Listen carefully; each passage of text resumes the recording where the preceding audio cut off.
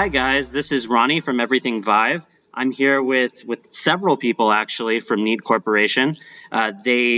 Most people will know them from the budget cuts demo that was released at the original near the original release date of the Vive and other high-end VR platforms back in April of 2016. They have their upcoming release of budget cuts itself. We're not talking about the demo, we're talking about the full game. Budget cuts is going to be released here coming up in May of 2018. First of all, I just want to thank you guys for taking the time to talk with me today. Thanks for letting us be here. Of course. So, if there's three of you here, if you guys want to just briefly introduce yourselves and explain to the listeners what your role is at Neat Corporation. Sure. My name is Philip Tengvall, but I usually always go by Flippy. And I'm a 3D artist at Neat Corp, and I do general art things, like a bit of everything, I would say. Mostly assets and fixing props. My name is Marco Permanto, and I'm a game designer and programmer.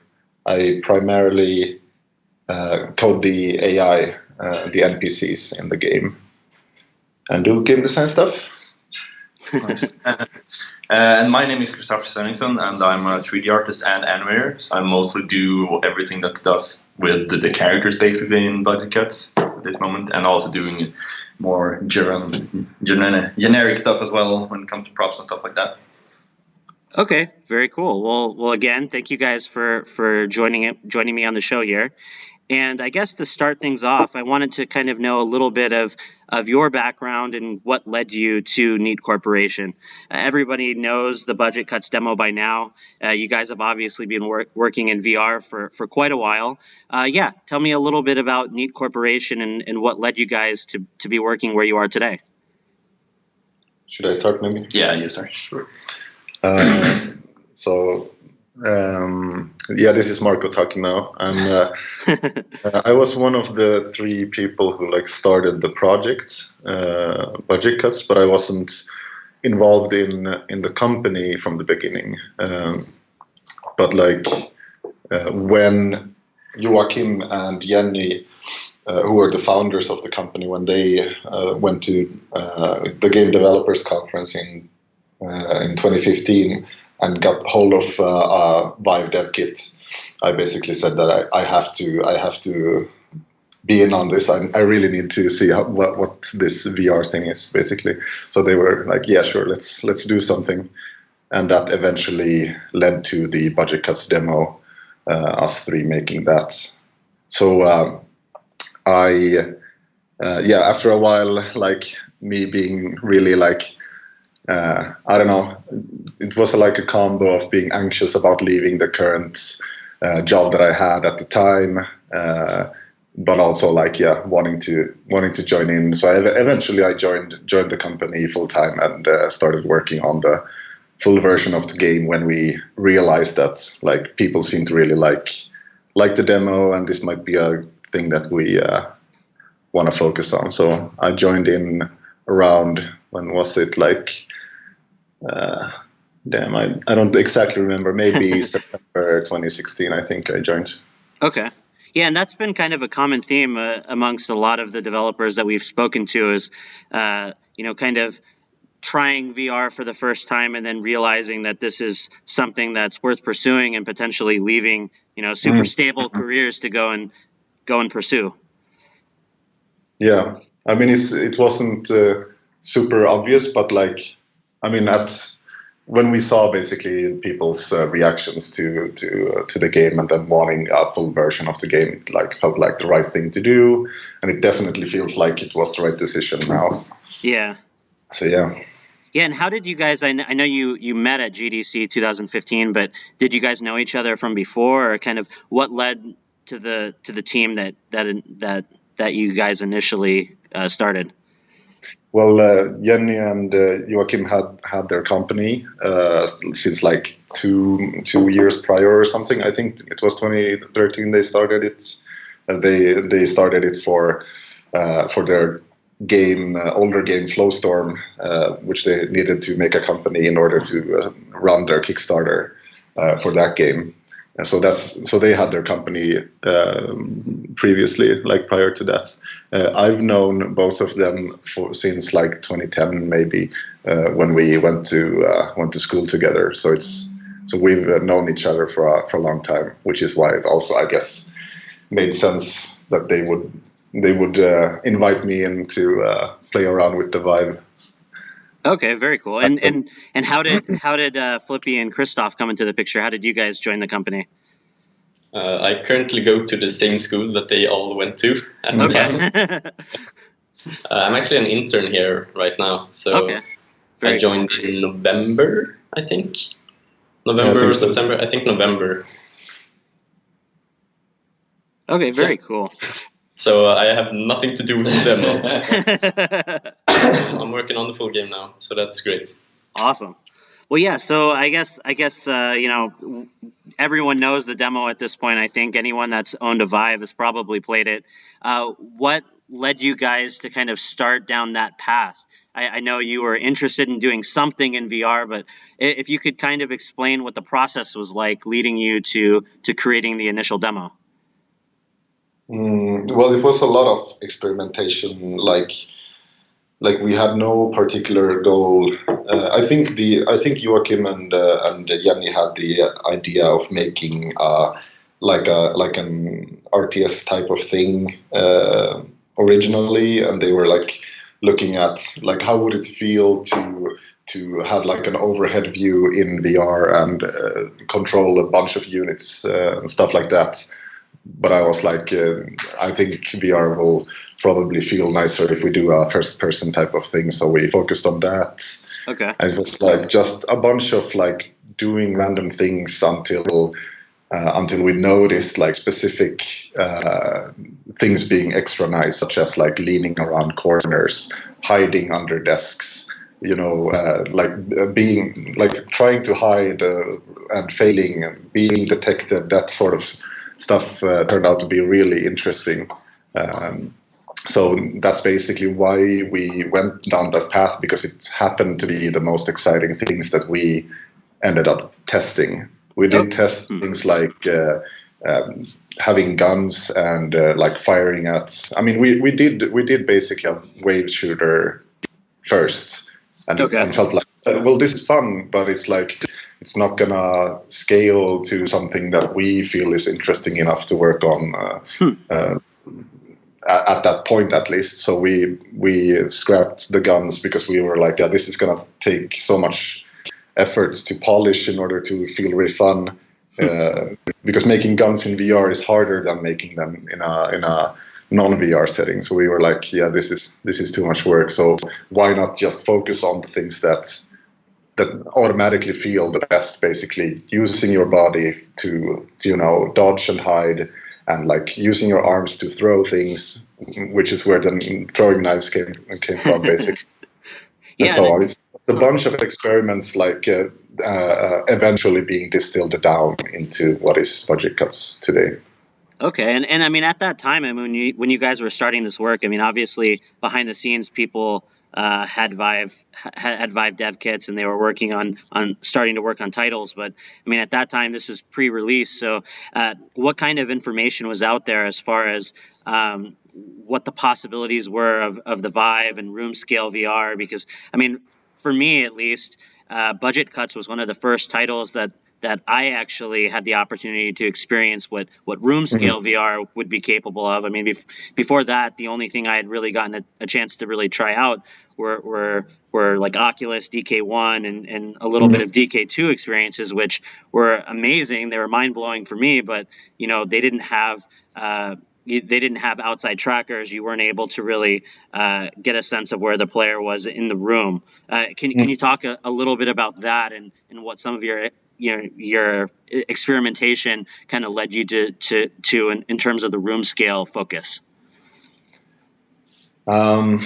Well, I mean, when I originally tried the Vive out for the first time, that's when it felt like VR, at least for me, had something interesting and new to offer, basically.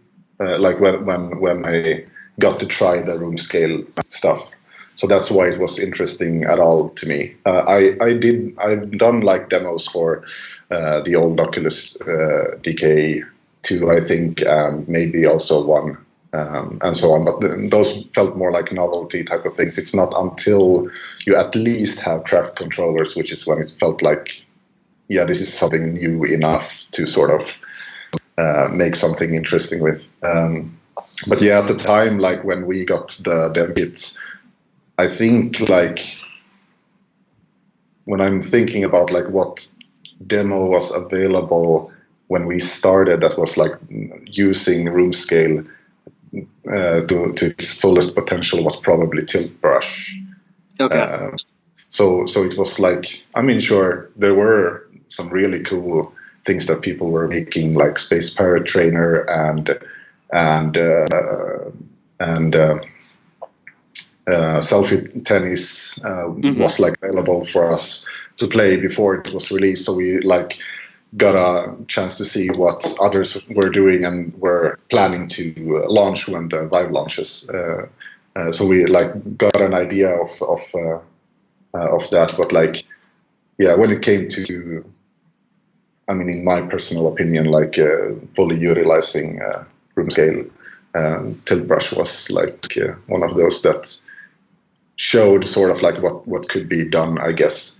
But other than that, it was just us like wanting to, yeah, to make something that feels physical and realistic to an extent. So everything in our game has as realistic a scale as possible, like table surfaces and drawers and like objects inside those drawers, and all of those things have realistic scales, so that like we have an opportunity to sort of like get that sense of really being there for free by just making sure that everything is as realistic as possible, and then put like crazy robots with guns on top. Yeah, but yeah, mainly experimentation really led to where we. Okay, and so that's all really fascinating. I mean, from since I know Marco is a programmer and game designer, since you're a programmer and game designer, and then we have Christoph, who's a 3D artist and an animation specialist on the show. I didn't know if you guys wanted to comment a little bit about what some of the VR specific challenges have been in your jobs. Were things quite a bit different once you decided to work in VR compared to your previous jobs? I would expect that they would be. If you could kind of just explain a little bit about what some of those differences were and what some of the unexpected challenges have been in developing a VR title. Yeah, sure. For me, at least, it was like the biggest challenge when it came to animation, for example, was that you have to be really nitpicky when it comes to animation, and like things that previously titles I've been working on, you could get away with some things, like everything didn't have to look like perfect. But in VR, when you can get that super up close with things that, for example, the robots in this case that are animated, it's like you really have to have everything look super tidy and neat. When it comes to have like clicking arcs and stuff, which you maybe can hide in some cases, in other not VR related things, I suppose. So that's definitely something that took me a little bit with surprise, that how much you have to think over this stuff, really. So that definitely was a big challenge for me, at least on my end. Yeah, one of the things I noticed from playing even the original demo and now previously getting a chance to try the upcoming release build,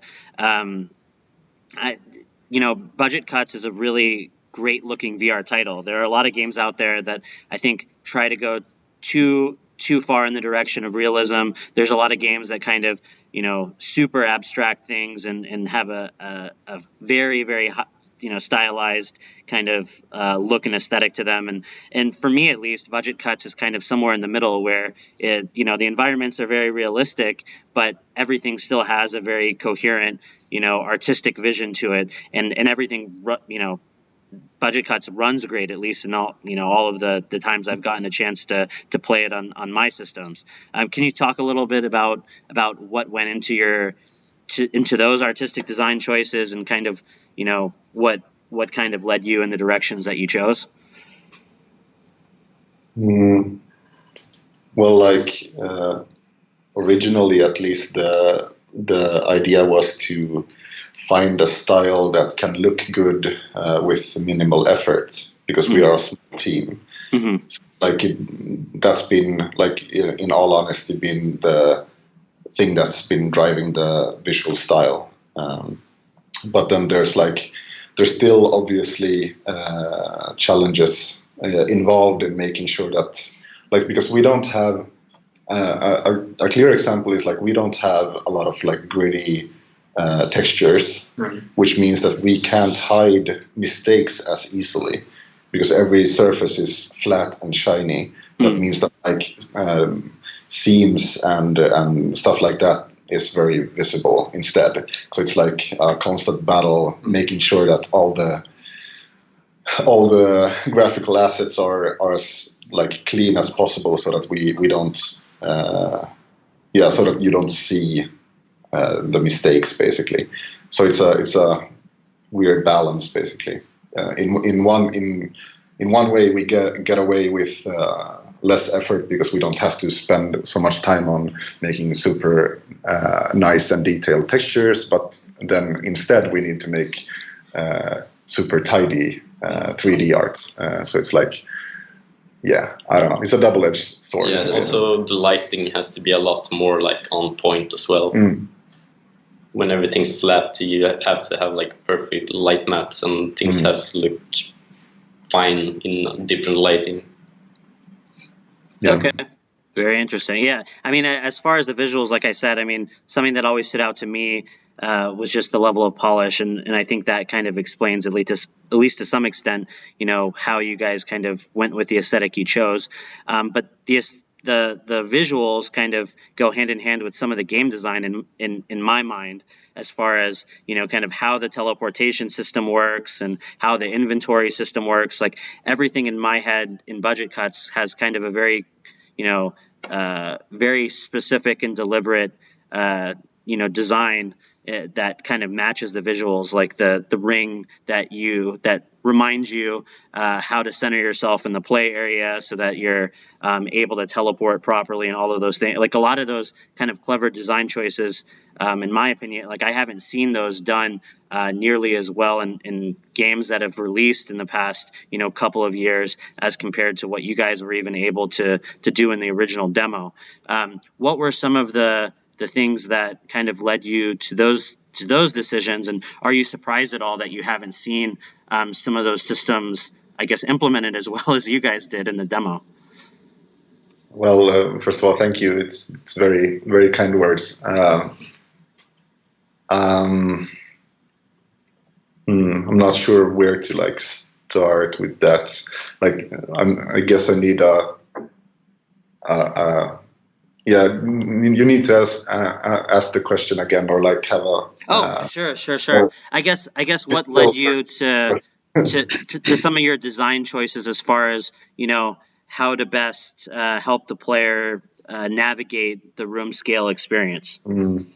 Well, I mean, it's once again, it's one of those things that came from experimentation, really, because we notice, like, we start off with not having any indicators at all for those things that you mentioned, but then eventually we notice, like, this is needed in order to navigate easily. Like, we need an indicator for where the player's head will end up in the remote location, for example, where they will teleport. So nowadays, I don't think we didn't have that in the demo, but nowadays we have that. There's, like, a tiny dot on the floor which shows, like, here's where your head will end up. And once the player realizes that that's what the indicator is for, they will have, like, they will be able to play the game more skillfully, basically, after that, once they realize that. But at the same time, it's like, unintrusive enough, like, not intrusive so that you can play the game without knowing that that's what the dot means, basically. So it's like, I mean, we also get a lot of like, for free, in a way, by having a simple art style, because then even the tiniest indicator will be very visible and clear. So we can have like a fairly like what's it called, like scaled down amount of indicators for these kinds of things. Okay, and I mean, going into obviously now the full game's going to be releasing on multiple platforms, including the Rift and the Vive. Can you talk a little bit about what it's been like to develop on multiple VR platforms, and what you guys have kind of learned over the course of dealing with like the Rift, for example? You don't necessarily have all of the same room scale capabilities depending on how many sensors people have in their homes and whatnot. Like, can you talk a little bit about that? Did anything kind of have to be changed at all because you were anticipating different VR headsets, or that are things pretty flexible in terms of what you're able to do still? Well, the thing is, like, the game was from the ground up designed for room scale experiences. So it's been like a discussion back and forth whether or not we should support other ways of play, and like eventually came to like the conclusion that we can have some variations on that which still feel good. Like the game is as good with those settings as it is with full room scale and full 360 tracking and so on. So what we ended up having is basically we will support front-facing, which is a very common setup for the Rift, for example. You have touch controllers and you have two tracking cameras so that you're front-facing towards your desk at all times. So that's going to work well and have snap turning. But for example, we won't support seated version of the gameplay, basically, because we have a lot of we expect people to move basically and use their body and hide behind things and so on, and pick up stuff from the floor and so on. So seated won't work. There will be, for example, a couple of places where there are ceilings which are low, and if you're seated, it's kind of awkward. You have to like bend sideways in order to crouch under those low ceilings and so on. So that's an example of something that we're not going to support because it would require too much of a redesign of the whole game. So it's been to some extent a compromise. Basically, we found variants of control schemes which work, which aren't full room scale, but we're not going to support all of them, basically. Okay, I mean, yeah, as a fan of the initial demo and of the Vive in general, I'm super excited to hear that. I mean, one of the things that is so fun about budget cuts, and quite frankly, something that kind of surprised me actually when I got a chance to play, the more recent build, these past couple of weeks at GDC, was just the fact that not enough games that I've been playing that have been released really force me to get as physical as Budget Cuts does, as far as getting down low and crawling around. And like, it was one of the things that originally when I got my Vive was so exciting about the platform, was just how physical and how immersive game experiences could be when you're all of a sudden having to do, and like I said, like one of the things I think that kind of surprised me a little bit when I went to play the more recent build was just the fact that my mind had kind of been kind of warped a little bit, as far as some of the experiences that I've been playing the past couple of years haven't had that kind of functionality. And so like going back to I had to remind like I can totally duck here and get an advantage and all that kind of stuff in terms of, so kudos to you guys for that. And I mean, as far as what you guys are, what you guys try to get the players to do, like when you're creating an environment and what you're hoping that do you guys try to, like, in the design, try to aim to guide the players to certain types of physical motions, or what's that process like as far as trying to create an experience that players can do so much in? Well, yeah. Well, we definitely want people to use their full body to play the game, ducking and looking around corners and stuff like that. We do have multiple paths that people can take throughout the game, so they can play. I mean, I think there are a couple of places where we require crouching, but there's like but it's optional in a lot of places. Yeah, as well, so. Exactly. So it's like we have multiple paths where people can play standing, but it's in some cases more difficult actually, because that's when you meet guards head on instead of like sneaking above around. them. Yeah, and dropping stuff on them and stuff like that. But yeah, we do try to remind players about like all of their different possibilities of play.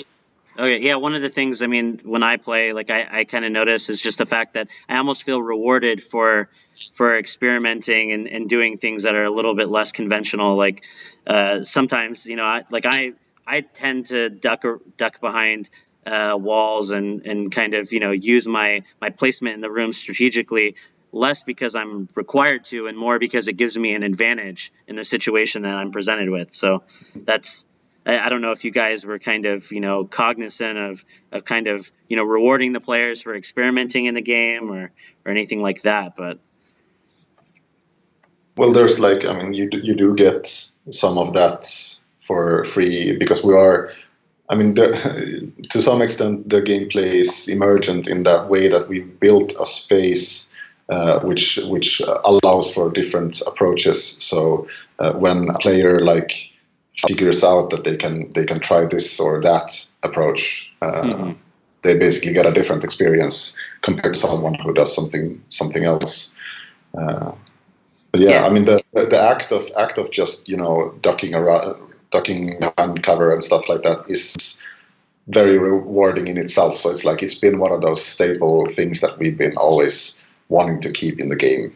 Just make sure that there's a lot of like lowish like cubicle walls or whatever to hide behind, so that it becomes obvious to the player when they're standing next to a waist high wall that I'm supposed to duck here. And so it becomes a cool experience when you do that, because it's a natural thing to do when you're in a VR game like this, which allows for that, which has like waist-high obstacles. So that's what you just notice, that like you do it without thinking, basically, and that's very cool. It's obviously so like there's gonna be a bigger chance of you getting shot if you stand still. So it's like dodging the actual bullets in the game will make the game less difficult if you're good at it. Yeah, I mean, one of the things, in addition to just the environment itself, like you said, waist-high walls and all of that, kind of inviting players to duck behind them and use the environment to their advantage. I mean, one of the things that's also awesome about the demo and the upcoming release is the fact that a lot of the tools that you find in the environment are maneuverable, and they can also be used to your advantage kind of naturally without really thinking whether or not these are objects that were designed to be used the way that you're using them. Like, can you talk about some of the challenges involved with just making objects in the world react to the player accurately, and what your process was there? Well, that's like one of those things that's been like a real challenge for me, at least as a designer. Like, how does a player expect that this thing will work? Like, do we need to remove this object entirely because we don't have the time to implement the functionality that a player would expect? Like, for example, we currently have espresso machines in the game which don't do anything except look like an espresso machine. So it's like should we keep it as a prop, which is completely static, or should we remove it because too many players get frustrated when they can't get coffee from it? So it's like, yeah, it's a tough balance. But yeah, we have VR. Yeah, exactly. It's like, I mean, it is in VR essentially when these things become a bigger issue. Like in most other like games, you don't really care that as much about, like, you come into a kitchen in some kind of action game, you don't care as much if the espresso machine doesn't work. But here it's like you try and then you get slightly disappointed, sort of. And it's like, yeah, I don't know. But yeah, we do try to make sure that like most objects have some kind of functionality, and a lot of objects also have like actual gameplay implications. Like you can stack a pile of books and hide behind them, or you can use you can use said book to like knock the guards out, or like at least make them lose their balance and fall over. You can use, yeah, same thing with coffee mugs. You can, like, because they're really hard, you can throw them hard at a guard and then they will like fall over, and so they can actually be used as like blunt weapons and so on. It's funny it's funny how creative people get in VR, because I mean, some of the things that you're talking about, like, they didn't even cross my mind, but I'm sure when I was playing, I did all sorts of weird stuff that it's just funny the way people react in VR. Like, I don't know, do you guys have any stories about like funny things that people have done that you really weren't expecting when you saw them play the game? I mean, at GDC, we actually had like 2 or 3 people bring a huge broom across the entire game just because for no reason, just barely playing the game at all. Let someone stick a bunch of scissors into a gas canister and carry it through the game as like a separate inventory. Oh wow, that's really smart. That was planned because their inventory got full and they wanted to bring more scissors, so they just took it into a gas canister and brought the gas canister. And it was great. That's really awesome. I mean, have there ever been replayability to games as well? Yeah, no. Have there ever been situations where you've, like, come across something for the first time because a playtester was doing something you weren't expecting and kind of built on it, or like, is it just the systems themselves just lend to that emergent type gameplay? I think the espresso machine is kind of an example, like not gameplay wise, but we see that players try out interacting with objects. Yeah. Mm-hmm. And then when we notice that they get sad, we kind of have to fix it. Yeah. That probably happened to a lot of objects. Yeah, definitely. Yeah, I was gonna say mostly it's those types of things when it's like an object which isn't like crucial for the main gameplay loop, but it's still there and it's still like a VR type of affordances issue, which only like happens in VR. So it's like, yeah, we probably have to fix this. We probably have to make sure that the hand dryer in the toilet makes a noise when you press the button. All of those things. Mm-hmm.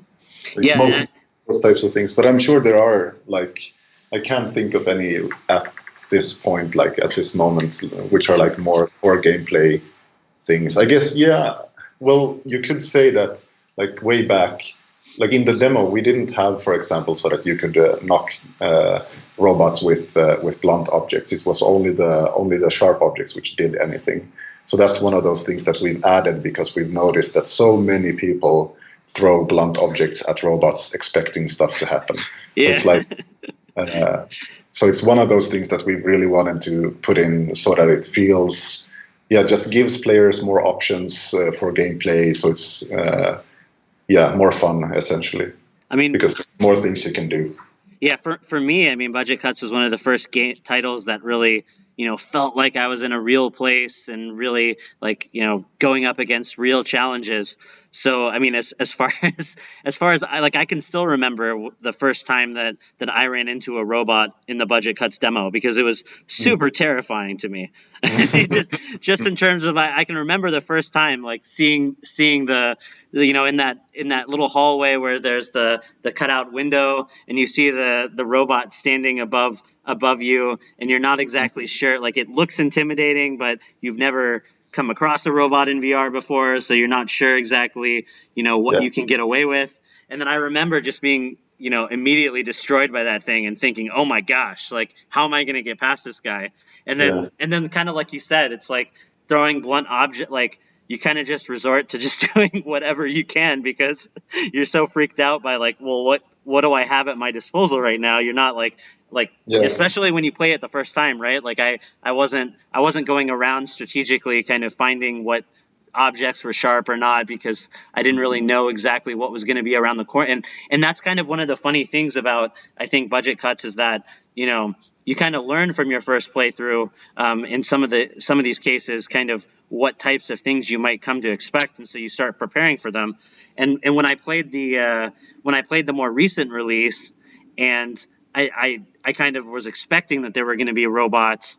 I was super prepared to just annihilate the first robot I saw, and you guys were kind of funny in terms of like dispelling my expectations because like all the robots I saw, at least at the very beginning of the more recent release, they were all super friendly and not really like, and so like I went into these situations like super, like highly aggressive and like ready to take them on and all that kind of stuff. And then I was so caught off guard. Like it's just a really funny, like, have there been any like, the demo was obviously so popular. What were some of the things moving from the demo to the final release that you kind of, were looking to expand upon and kind of, take advantage of what people have come to expect from the game? Do you guys have anything? Pretty broad question. Yeah. Well, for me, like, I mean, in a way, because a lot of people like the demo, working on the full release in a way felt like making a sequel because we already had released the demo and it was its own experience type of thing. So I really wanted to like try and surprise people again, which is kind of difficult. I mean, like when you already have a game, so how do you subvert the expectations of fans? But still, like keeping it obviously budget cuts. So yeah, that's something that I've been trying to do in all aspects of the game. So, for example, we redesigned the robots, all of the robots, so that they all have new looks. The old design isn't in the game anymore, and that's basically just because we wanted to, surprise the players again in a positive way. Like now the robots look more detailed and have more interesting behaviors and so on. So it's like budget cuts but more, which makes it sort of like for us as developers feel like we're working on a sequel in a way. Yeah, I mean some of the things I noticed when playing the more recent build was just the fact that there's a lot of kind of narrative, building within the environments. Like, it seems like you guys are focused on telling a little bit more of a story than in the initial demo, since I'm sure you guys have more room to work with now that the game is longer. Can you talk a little bit about that, what it's like kind of developing the story and using the VR experience to do that? I'm not sure how much we want to. Okay, no, yeah, maybe definitely don't get into the details of the story itself, but like, what maybe the better way to phrase the question would be, what were, kind of what were some of your goals in creating a narrative experience? Like, what motivated you to go in that direction after following the demo? I think it's a lot about appealing to another type of player. Okay. Because there are people who really like to get invested in stories regarding of like the genre of the game. So it's kind of just like adding another layer to it that you don't necessarily have to get involved into, but there's an option for it. We wanted to have we have wanted to have a story in the game from the very beginning. What the story actually is, sort of what happens in the story, has changed back and forth a couple of times, but that's been the goal, that it's a single player experience basically with a story. and how we present the story and like to what extent we have voice actors or not. It's that's been like very like loose, but yeah, we have a pretty neat cast at this point. So yeah, we're really excited.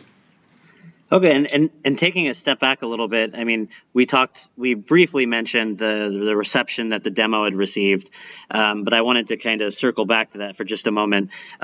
Were you guys expecting to have, like, was there ever a point during development where you kind of knew that you guys were onto something that was different and kind of special as far as the other VR titles that were out there, or were you completely caught off guard by the reception of the demo, and how did that affect what you guys wanted to do moving forward? Well, yeah, it was definitely a surprise, like how much people liked it, but yeah, we were fans of the other VR titles that were released at the time as well. So it was like it did feel like we just belonged in that group of games. But yeah, I guess the most obvious point when it felt like we had something special in a way, which like motivated us extra to make sure that we had a demo available once the game released. I mean the Vive releases was when Chet Falishek, who previously worked at Valve, when he played our like very early demo where we had like some kind of like asset store bought character, which was like a human with like a white armor of some kind. I don't remember exactly, but it was like and just animations from like Unity standard assets or something for that character, and just some really simple gun attached to their hand, and then we had knives that you could throw. When Chet played that, and he just got back with this like huge smile on his face and was like, "Guys, this is really great." So we sort of knew that we had to make an effort, I guess. Yeah, when you get some good feedback, all of a sudden. Yeah, that was really exciting, especially like coming from someone who works at Valve. We were such huge Valve fanboys, so it's like it was a dream come true to get that kind of response from them. That's amazing, and you must get that feeling a lot when you show the game to new players. I mean, like you were saying before, everybody kind of takes on the challenge of the game in their own unique ways, and it's already a super fun game. I mean, just part of the reason I think Budget Cuts is so well received amongst players is the fact that even if you're not playing, it's just fun watching other people play. Mm-hmm. And that's something that I think some of the more standard, traditional, like the games, especially now, the ones that don't really require players to get as physical, you kind of lose some of that the enjoyment of watching someone kind of make themselves kind of look a little silly when they're in the world, kind of completely oblivious to what they're actually doing in the real world. So it's yeah, we got the same with the new game Beat Saber. Yeah, like people that looked really funny. We had like recently Christopher, you're featured on Twitter playing Beat Saber. I've definitely in real life as well. So the funny thing about the Beat Saber, you mentioned that, is just the fact that like when you're in there, you're so just into. I mean, I think it's maybe the fact that you're holding the lightsabers and like you're going to the beat of the music, but like you look so different than what you're imagining yourself like in the game. Like, especially coming out of GDC, seeing some of those videos were hilarious. Like it was just, oh man, that's awesome. Budget Cuts is kind of the same. People looking like through the ceiling with vents. Smashing the face to the floor, basically. It's great. No, I can remember. I mean, when I got a chance to play Budget Cuts with some of you guys at GDC, like I knew there were people in the room watching me, but I was so in the game that I I completely didn't care that I was making myself look like a Yeah. fool sometimes. But That's one of the things actually of VR, like compared to something like AR. Yeah. Like when you don't see when you don't see your surroundings, you do get more immersed and you feel more safe to just be goofy. yeah. Because you don't see the people pointing and laughing at you. Or sometimes when you hear them laughing a little bit, it kind of encourages silly behavior, right? Like, Yeah. like I could definitely tell I was doing some weird stuff, and like I could hear chuckles when I was doing it. I was like, ah, ha, ha, I'm gonna keep doing this. Yeah. That's our reward. Mm. Well, Yeah, we're that's making this game so that we Yeah. can look at people and Just laugh. want to laugh. Yeah. no, that's awesome. I mean, as far as the demo was released, almost 2 years now, and there have been a lot of titles come out over those 2 years. A lot of new hardware released on the market, just a lot of changes. Can you talk about a little bit about how you've seen some of the changes in the industry? Were Are things as you would have expected them to be a couple of years ago, or how have things kind of evolved? Do you guys have any thoughts? No idea off the top of my head. I haven't worked with VR before this. Yeah. Yeah, no, Well, I mean, feel well, free one to of just give your thoughts. You don't have to have anything like. One of the things that I think is interesting is that thing that you've been mentioning as well a lot, that a lot of VR titles are, yeah, they are like focusing on primarily on the low end of like VR. I don't know what's called low end is maybe the wrong word, but like you limit your design by having seated front-facing experience, which with maybe track controllers and so on. So that's like the target, and then any like room scale versions of said game are like extra on top of that or something. So which means that you get a lot of titles which don't feel as obviously like using full room scale VR and so on, which I was expecting more of those types of titles, which had that as the basis, like our game, for example. So that's been weird and interesting, but it like at the same time I get it. Like I understand why most developers do this. It's because that way you have the largest install base basically, or the potential customers. Because I mean VR is already a limited market basically. You don't have a lot of people who own VR gear.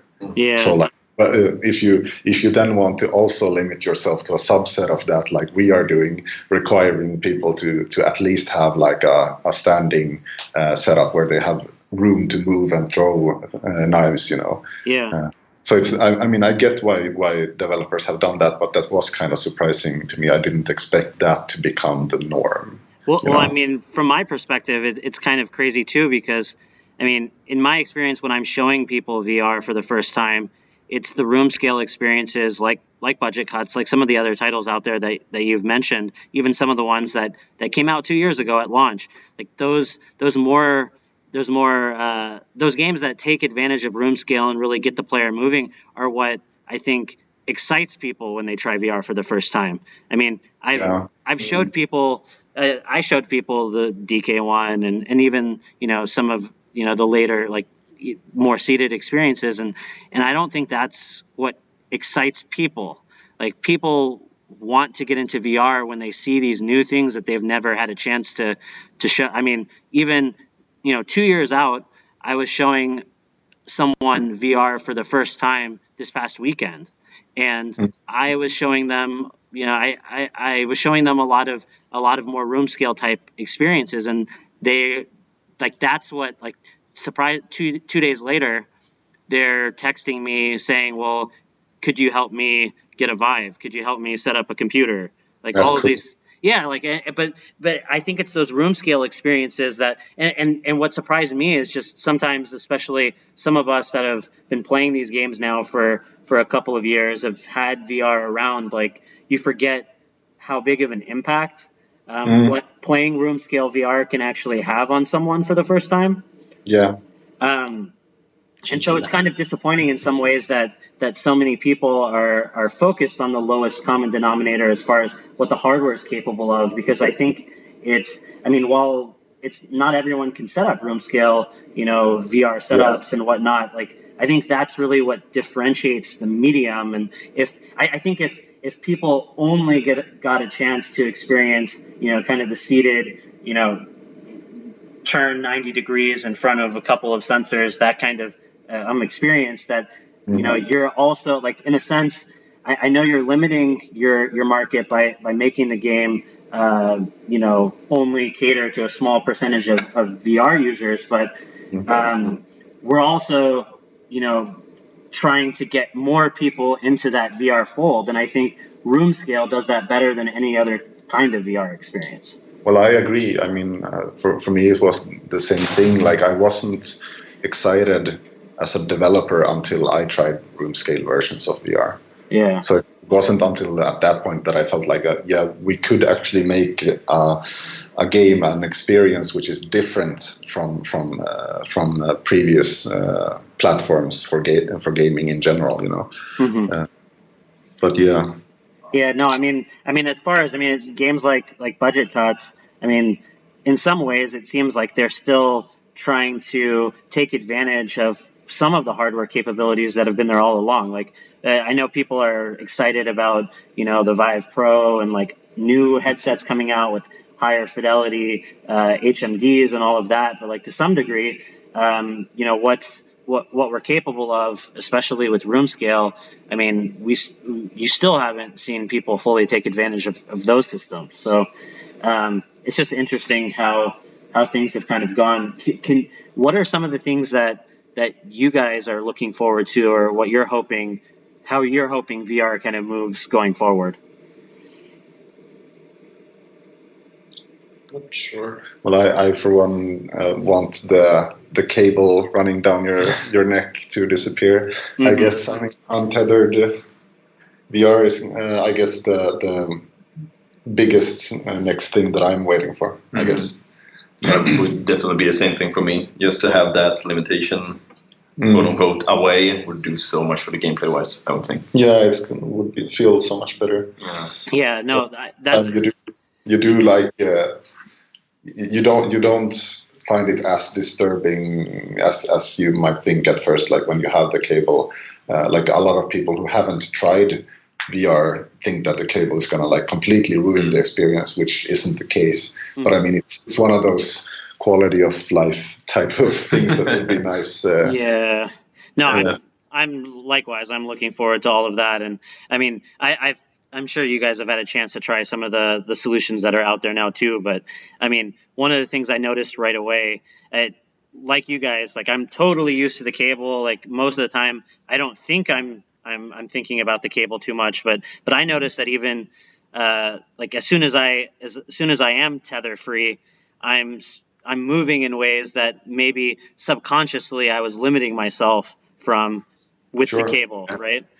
So like you kind of play differently almost when you're wireless compared to wired, even though it's never something that you're trying to do intentionally. Yeah, I think that's definitely where VR really is at. Yeah. No, that makes sense. So, all right. Well, I don't want to take too much more of your time. As far as Budget Cuts, it's I believe I saw on Steam that that the game is being released hopefully on May 16th, correct? May 16th of this year? Yep. Yeah, this year. Yeah, no, it's kind of crazy. When I first saw that, like, on one hand, it feels like it's been forever, but on the other hand, it's funny because Budget Cuts to me is one of the main kind of, like, for me, it's one of the milestones as far as, like, when I think of how long VR's been going on now. Like, I remember, like, trying out the demo and be like, oh man, this is only a demo. Like, I can't wait for the game to come out. And then I was laughing because when I was talking about how long the Vive has kind of been on the market and all of that, like I was talking with my co-host the other day, and I was thinking it's been 3 years, not 2 years. because it feels so long since games like the demo initially came out that so I'm so excited to be playing the game. Like you have no idea, and I'm sure so many people. Yeah, I can't wait for the release this next month. Same here. Yeah, as far as getting ready for the release and all of that, I mean, if people are interested in kind of following the game after release and following with what you guys are going to be up to, pre, post, whatever release, what's the best way for fans to kind of keep up with Neat Corporation? Probably the Twitter, I guess. Maybe the Steam page for budget cuts. It's being updated quite frequently. I think those are the two ones we use the most. The Facebook page as well. Okay, awesome. All right, well, yeah, like I said, information on all of them. So. Okay, yeah, well, yeah, if you provide the information, we'll just stick it in the notes for the episode so that the listeners out there can get a chance to kind of check out, what you guys do after the release. Hopefully, give some feedback, and thank you guys again for taking the time to speak with me, and can't wait for best of luck with the upcoming release, and I'm sure everybody will be kind of ducking and dodging and running around their rooms here pretty soon. So yeah, look forward to that.